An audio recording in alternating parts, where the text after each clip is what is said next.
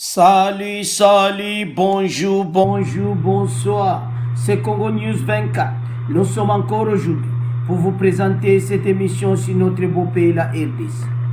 Comme d'habitude, avant de commencer, nous disons merci à Dieu. Nous disons merci à nos chers abonnés et téléspectateurs qui nous suivent partout dans le monde et en RDC. Au sommaire, le Conseil de sécurité de l'ONU demande au président de la République Félix Tshisekedi de former un gouvernement capable de tenir les engagements qu'il avait pris. Premier point bandeko. Conseil ya ONU basanganaki na New York baseki na président de la République était bango na Sylvestre Ilunga ba former gouvernement oyo et tenir au engagement président et à la tenue. L'engagement Oyazwa qui était lutte contre la corruption, état de droit, et puis les social de Makamnyonso, il faut gouvernement wana ezala yandenge wana to développer ngo bandeko na émission na biso. Alors, le deuxième point bandeko. Le deuxième point, c'est le comité de laïcs catholiques demande au président de la Cour constitutionnelle de démissionner. Bandeko. Comité de laïcs de coordination demande au président de la Cour constitutionnelle de démissionner. Basengi, président de la Cour constitutionnelle, a démissionné parce qu'il a respecté la constitution de l'Abissoté. Donc, on devrait pas une démission de l'Abissoté. Et puis, troisième point, Ezali, en FDC, Balobi, il faut que place dans le gouvernement parce que comme force politique, alors va contacter le président de la République, alors bango il faut avoir poste dans le nouveau gouvernement. Tout développement des missions Alors commençons avec les premiers points. Le Conseil de sécurité de l'ONU. Alors bandeko, notre premier point. Le Conseil de sécurité des Nations Unies a souligné vendredi 2 août qu'il importait de former un gouvernement en République démocratique du Congo capable de tenir les engagements pris par le président de la République en faveur de l'unité nationale, renforcer l'état de droit, l'intégration politique et la consolidation de la paix en l'est du pays. Bandeko, le basanganaki aloba desidaki pe ba yebsaki président na biso pe premier ministre Sylvestre Ilunga balobi football ba nommé gouvernement oyo et ko tenir na engagement au président de la République azwaki engagement ngo bani ezali parce que eza gouvernement en faveur de l'unité nationale, renforcer l'état de droit, lutter contre la corruption, intégration politique, la consolidation de la paix. Donc, comment tu fais ça là-bas? Yango, pesi déjà message wana na président de la République, paix. Sylvestre Ilunga était gouvernement, on a faut maintenir nango bandi. Dans une déclaration à la presse, les 15, c'est-à-dire les 15 pays qui constituent le Conseil de sécurité dont États-Unis, France, Belgique, Allemagne, pays tout, URSS, Chine, Japon, pays penza où ils ont tenu dans le Conseil de sécurité bandiko, ont salué les efforts déployés par le président Tshisekedi en faveur de la réconciliation, de la paix et la stabilité en RDC. En outre, bandiko, bayepsi bangwete gouvernement il faut et à en faveur de l'engagement présent soit qui peut féliciter Félix Tshisekedi pour l'effort qu'il a déployé en faveur de la réconciliation, c'est-à-dire ndenga lubaki na motala ki na interview batuna ki na mikolo elekine mission la biso alobaki alingi gouvernement oya bolimo oya okabonati oaza parti boy donc mon était vraiment président de la République, réconciliation et ça vraiment que ça. La paix, la stabilité en RDC. Et puis, Yango Bazo félicité président de la République. Alors, Toujours on a point d'absolu conseil de sécurité. Pourquoi bah le bon? Parce que FCC cache la majorité bah juba poste belé que président de la République. Yango ba pesi message wana. Message que directement na autorité morale la bango Kabila et les FCC était gouvernement il faut en faveur de l'engagement président Félix Azouaki. Parce que bandeko niso ba décider à et si les pour ba pays wana soka ka conseil de sécurité ba décider pour na yo et si donc Kabila il faut faire attention na ntango bazo kota na gouvernement asala biloko ne wana te o akoko sala donc soka meki a ekoyele mabe parce que le conseil de sécurité ba pesi message en avance. FCC Kabila a besoin de poste 42 postes. Boye ba eti il faut en faveur de l'engagement au président Félix Azouaki. Ce qui bino besoin de l'engagement wana te ce conseil de sécurité bandeko ba frapper yo mutumota au côté là yo. Bango ba ça fait peut-être vous ne connaissez pas. Na pays na monde entier quand le conseil de sécurité décide muto au côté là zati. Donc ceux qui Kabila FCC basa la patata ba bani désordre na bango et ba landi nzela président de la République dit conseil de sécurité koya liko na bango alors ekoza la fin de Kabila yango aba pesi bango o balobaka en avance o balobaka ke ba pesi signal les 15 pays parce que félicité dia président Félix Moussalo Asali alors bazo pesa signal moko na FCC et Kabila bozo zwa 42 postes. Alors fais attention et fais une vision il y a président de la République. Je vais lire encore. Le Conseil de sécurité des Nations Unies a souligné vendredi 2 août de former le gouvernement capable de tenir les engagements pris par le président Tshisekedi.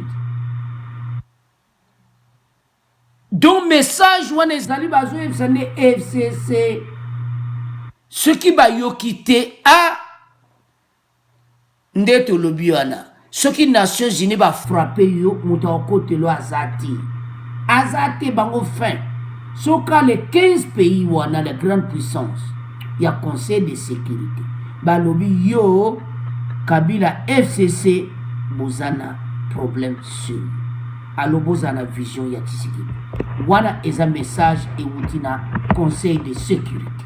Alors bandeko à vous de commenter nango parce que balobi bien ba pesi message wana nde bozo mona mwasi wana azaka toujours en direct ya Nations Unies a pesi bango nde gouvernement les 65 membres azaki en direct na bango ndenge toujours na vidéo link de bozo mona wana aebisi bango ete awa FCC na cash badu 40 président Félix a dû 23. Alors conseil de sécurité ba ABC les 15 pays les plus puissants du monde le conseil de sécurité ba ABC FCC et Kabila Keba gouvernement ne fait ça en faveur il y a un engagement présenté la République. Alors bandeko to le cas na deuxième point na biso bandeko le comité de laïcs demande la démission du président de la Cour constitutionnelle. Alors, bandeko, to comme na deuxième point na biso, le comité laïque de coordination Oya catholique a demandé au président de la Cour constitutionnelle, Benoît Nwamba Bindu, de présenter urgemment sa démission à la fois comme président et membre de cette haute juridiction nationale. Comité de laïcs de coordination bandeko Oya catholique ba yebisi eboye ba yebisi président ya Cour constitutionnelle ba sengi na ye urgemment après sa démission na ye une fois président ya Cour constitutionnelle pe membre de cette haute juridiction nationale. Donc, basengi na ye sans délai. Yebaso catholique à lobby, bandeko sala. Ba yebisi a démissionné. Pourquoi ba yebisi a démissionné bandeko? Dans un communiqué, le comité de laïcs de coordination dit reprocher au président de la Cour d'avoir violé à la fois la Constitution et la loi portant organisation des élections en RDC lors des délibérations de l'examen du contentieux des élections du 30 décembre dernier. Bah, yebisi de Cour constitutionnelle va violer la Constitution. Nandenge be élection elekaki. Nandenge basalaki délibération na. Donc va violer la Constitution, alors bazo senga na Benoît Lwamba de démissionner. Donc ba pesi ba yebisi kaka donc a démissionner za le lobby lundi doit démissionner. Le comité de laïcs de coordination note avec regret, avec l'ensemble de l'opinion nationale et internationale, qu'en votre qualité de juge du contentieux des élections présidentielles et législatives, vous avez violé au moins 2 fois tant la Constitution que la loi portant organisation des élections du 9 mars 2006, telle que modifiée par la loi du 25 juin 2000. Baebisi a violé 2 fois. Na 2006, kaka ye Benoît Lwamba, kaka ye Mouta Azalaki wana, na 2006 a violé la Constitution. Alors, lisusu mbala odo kak dona na 30 décembre va violer la Constitution. Alors bah il c'est que eza déjà 2 fois au salaki na 2006 et puis au sali susango na le 30 décembre 2010. Alors bah sengi na Benoît Lwamba a quitté poste wana ya président ya Cour constitutionnelle. Balobi lisubu. Le CLC accuse également Benoît Lwamba et ses collaborateurs d'avoir mis beaucoup de temps que prévu pour annoncer les conclusions de ces délibérations. Alors que la loi électorale fixée à son article 74, le délai d'examen du contentieux électoral à 2 mois, à compter de la saisine des juridictions compétences, vous vous êtes octroyé le droit d'outrepasser largement ce délai en le prolongeant jusqu'à 7 mois, perturbant au passage les validations des mandats déjà réalisés au sein des 2 institutions parlementaires, l'Assemblée nationale et le Sénat. Bayebisi bangoke, bolekisi ba l'air d'abord 1. Pour na kopesa ba conclusion na bino, pour na délibération na bino, bo violer article 64 de la Constitution. Parce que l'article 64 le biboye, délai et il y a contentieux électoral, il y a 2 mois. Mais puis nous comité va 6 à 7 mois. Donc, bon, déjà, ma kamwe leki na ba membre ya Assemblée nationale do ya ba député et oumeli pour na bino bo délibérer. Alors, bazo senga na Benoît Lwamba de démissionner à Longwa na poste wana bandi. Alors bandi quoi vous de commenter était comité de laïcs catholique ba sengi na ya démissionner à vous de commenter bandi ko to comment le kana 3e point na biso. To comme na 3e point bandi ko. AFDCA donne les pleins pouvoirs à Bayati Lukwebo pour contacter le président Félix Tshisekedi et les institutions du pays pour la formation du gouvernement. Donc, Bango, déjà Bayokani, était Bango Balimba soutenir Moussala Oyo, président Zanango, et puis Basengi était Bango, il faut pas comme maintenant à plein pouvoir. Et puis si possible, Bazal n'a pas membre n'a qu'un nouveau gouvernement. La conférence des présidents des partis et personnalités politiques du regroupement Alliance des forces démocratiques du Congo, AFDC, a retiré son soutien à son président Bayati Lukwebo à l'élection à la présidence du Sénat.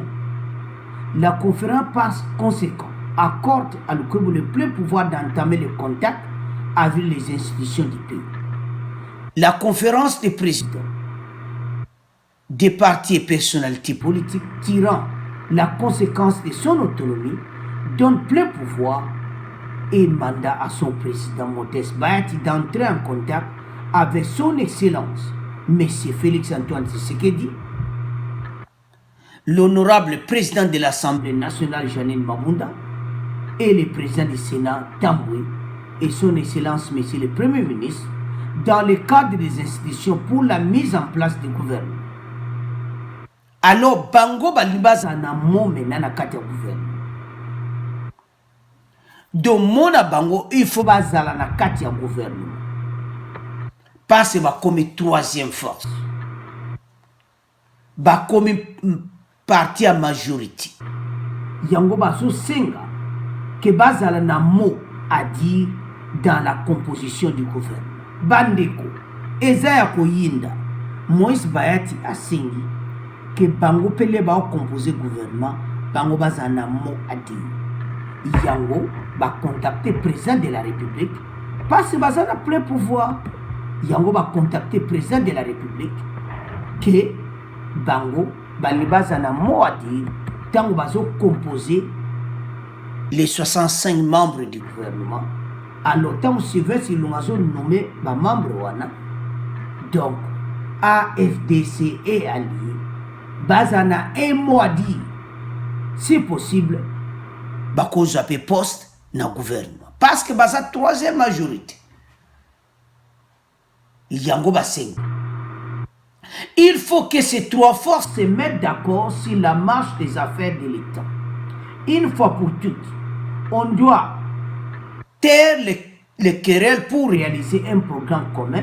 C'est sur base de ce programme que le nouveau gouvernement va être investi par l'Assemblée nationale. Donc, il faut une adhésion autour de ce programme et cette adhésion passe par les trois composants. Alors que AFDC cache FCC a commis trois forces.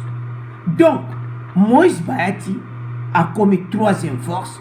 Donc, il faut un mot à dire tant que vous composer gouvernement. Alors, le message à Sylvestre Ilunga que mon abango il faut et l'Obama à l'Obama de quoi vous de commenter n'a point oyo et Bayati Bango Banbazana et mot à dire dans nouveau gouvernement parce que va commis troisième force. Alors, de comme il a su qu'à une émission à mission et comme il a résumé. Alors, comme il a point à su que ça pour clôturer l'émission à mission. Alors, commençons avec ça résumé à premier point. Premier point, qui était Conseil de sécurité de l'ONU, les 15 pays les plus puissants du monde, le Conseil de sécurité, de Bozomo na photo wana, était Leila Zenguri Dazaki en direct qui a New York. Donc, Sengina, FCC et Kabila, Yebisi Bango était un nouveau gouvernement, Yebisi président Félix, était le nouveau gouvernement, il faisait une vision, il y a président Félix Tshisekedi. Donc, d'une manière ou d'une autre, Bazo Kebisa, Kabila et FCC étaient tant que Bozo Yawana, les 40 ministres à FCC, il faisait une vision, il y a président de la République. Donc, Pessi Bango déjà attention. Parce que ceux qui ont quitté Allo Bandeko, message et Pessami Wouti na Conseil de sécurité de l'ONU était tant que FCC a joué dans le gouvernement et ça a pour la vision il y a président Félix Tshisekedi. Deuxième point Bandeko, ils allaient être le comité de laïcs de coordination, il y a catholique, Sengi na président à cour constitutionnelle Benoît Lomba de démissionner immédiatement. Il a démissionné, a violé la constitution Mbarami Bali. Il a violé 2 fois la constitution. En 2006, puis en 2018. Donc, et puis il a violé la constitution. Donc, article 74 de la constitution. Pour la élection. Alors, Sengi a démissionné immédiatement. Alors, troisième point, de Moïse Bayati ayebisi président de la République, ayebisi président ya Sénat, ayebisi premier ministre, ayebisi président ya Assemblée nationale, bango nyos était bango il faut un mot à dire sur le gouvernement. Et puis, il y a le président de la République, et bango il faut la troisième force, dans la composition du gouvernement, bango il faut un mot à dire. Alors, d'une manière ou d'une autre, bango peut avoir un poste dans le gouvernement. Alors, baso senga, et bango il faut un mot à dire, dans les camions sur écouter la mana, l'institution na biso, pour bango comme troisième force, FCC cache AFDC et Ali. Alors, à vous de commenter, Bandeko. Au revoir, à la prochaine.